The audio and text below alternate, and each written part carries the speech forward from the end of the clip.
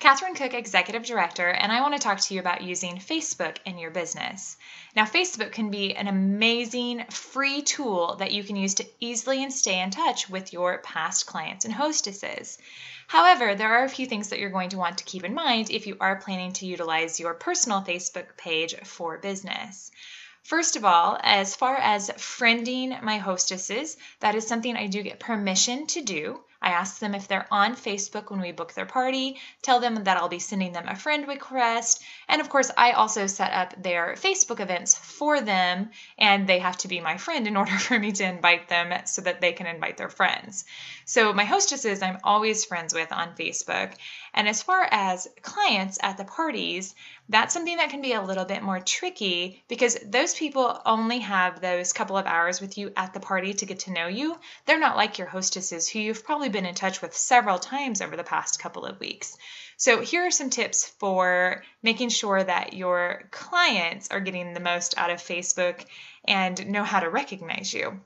First of all, as far as adding your clients on Facebook, get their express permission. That's something that I handle in the consultation room. I ask them if they're on Facebook and I ask them if they would like me to add them. Now, if they seem hesitant at all, I let them know, I'm like, that's totally fine. Like, I've got your phone number. I'll be doing text follow-up with you, or you're going to be on the email list. And of course, I would never post on your wall. Now, a lot of times they say, yeah, that's great, add me as a friend. And if they, again, seem hesitant at all, it's totally cool. I let them off the hook. I don't ever want them to feel pressured. So if they say yes, I go ahead and just mark a little FB on their order form so I know when I get home to add them. Now, that's the key. Number one, getting permission. And number two, doing it right away. Like, I generally try and add Facebook people within 24 hours of the party. And when I'm doing that, I also make sure that my profile picture is one that's easily recognizable. Like, for instance, I have a lot of pictures where I'm in sunglasses and that kind of thing, or maybe I make funny faces or whatever. However, like if I'm friending clients, I generally make a profile picture that is one that I'm a little bit more easily recognizable. Like, for instance, might have my glasses on or something like that. So they more easily recognize me, even if they don't recognize my name. So again, adding them immediately can be super effective. It's not ever something I've gotten into the habit of doing right there in the consultation room, just because I feel like that can take a little bit of time, but I do know that there are other consultants who handle it that way. Now, if you're planning to have your hostesses and your clients as your Facebook friends, you do need to be very careful and very mindful. And what I mean by that is that if you're having like a really bad day, like, you don't necessarily want to post that on your Facebook, like, oh my God, I hate my life. I am so upset at my boyfriend. He's the worst. Because here's the thing. Yeah, your clients and hostesses have real lives and those things probably happen to them. But there's the difference between using your Facebook as a business tool and using it as your personal Facebook.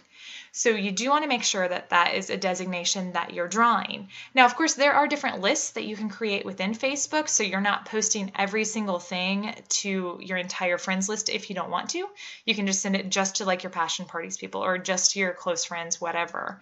I'm actually a little too lazy. I've never done that. I've never set up lists.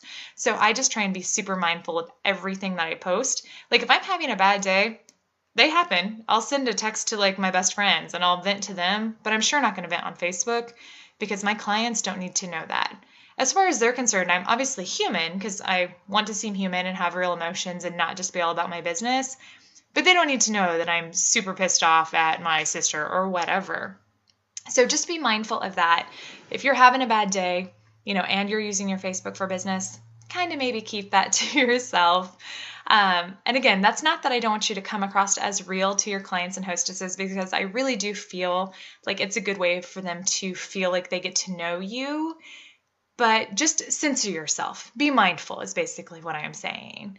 So like it can be super effective. Like I said, I have a ton of hostesses and clients. They talk about all the time how much I travel, and that's because they see it on my Facebook page. Now that makes my life look pretty awesome because they see how much I get to travel, and obviously I get to do that because of my business.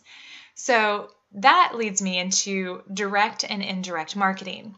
Now you've got your personal Facebook page, and that's where you would be like adding your clients and your hostesses.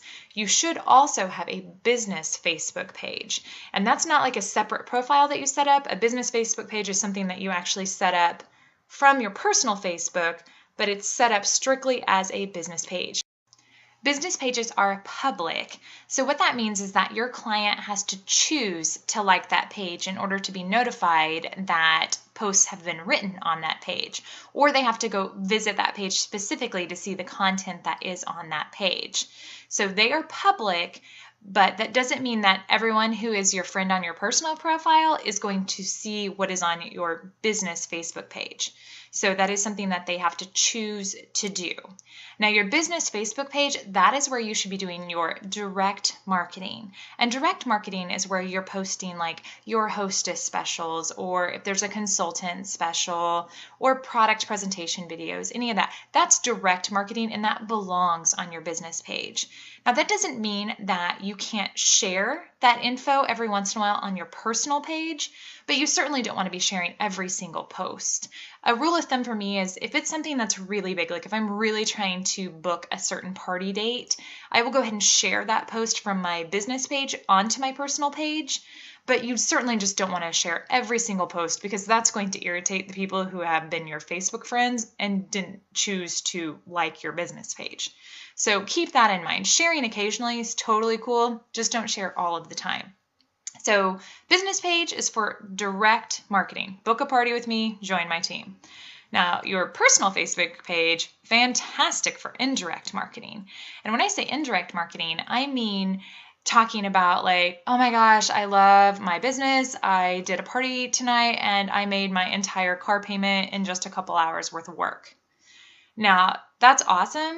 Like, you're indirectly marketing to those people who are your Facebook friends, but you're not straight out saying, hey, join passion parties, you're going to make $300 a night or whatever. Another way of indirect marketing are the pictures that you choose to post or that kind of thing. I have several Facebook albums that are for the traveling that I have done. And so my hostesses and clients see that, even though I'm not directly marketing to them, that was because of my Passion Parties business, they see it. And here's the thing, they notice that stuff. Like, I'll have people bring it up to me at parties. They'll be like, oh my gosh, didn't you just get back from like Mexico or something like that? So again, just be mindful of doing your direct marketing, like on your actual Facebook business page, versus indirect marketing in more passive ways, like talking about how great the business is, or that you love the relationships that you've developed with your passion sisters. That stuff belongs more on your personal page for indirect marketing. So again, Facebook can be amazing. It can be awesome. It's a great way to actually send people birthday wishes and a discount code for that. Although I do that via private message. Do not do that on their Facebook wall. That could not be amazing. They don't maybe want their grandma to know that they went to a passion party and you're wishing them a happy birthday. So free marketing, super amazing. Again, just be mindful of what you're doing and what you're saying, especially if you're planning to use your personal page.